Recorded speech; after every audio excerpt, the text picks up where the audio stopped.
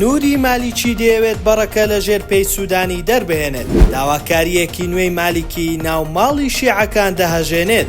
نوری مالیکی سەرۆکی هاوپەیمانێتی دەوڵەتی یاسا لە نوێترین دیداریدا ڕایگەیاند پشتیوانی هەڵبژاردننی پێشوەختە دەکەن و پێیان باشە بەر لە کۆتایی ئەمساڵ هەڵبژاردنەکە ئەنجام بدرێت. ئەو پێشنیارەی ناوبراو دوای ئەوە دێت کەوا بەپێی زانیاریەکان لایەنەکانی ناو چوارچێوەی هەماهەنگی زنجیرەیەک نیگەرانیان لە گەشەکردنی ئاستی جەماوەری سوودانی هەیە و پێیان وایە بەهۆی سەرۆکایەتی حکوومەت ئاستی جەماوەری بەرز بۆتەوە و ئەوەش مەترسی لەسەر بنکەی جەماوەری ئەوان دروست کردووە. بۆیە بە ئەگەری زۆرەوە لایەنەکان کار بۆ ئەوە دەکەن بەر لە تەواوبوونی وادەی یاسایی حکوومەت کار بۆ ئەنجامدانی هەڵبژاردننی پێشوەختە و ڕێگری بکەن جارێکی تر محەممەد شیع سوودانی ببێتەوە سەرۆک وەزیران کە بەپێی ڕاپرسیەک لە ناوخۆی عێراق ئاستی جەماوەری بەرز بۆتەوە و ئێستا ئەویش ئامادەکاری دەکات بۆ پێکهێنانی هاوپەیمانەتیەک بۆ بەشداریکردن لە هەڵبژاردنەکانی داهاتووی پەرلەمانی عێراق.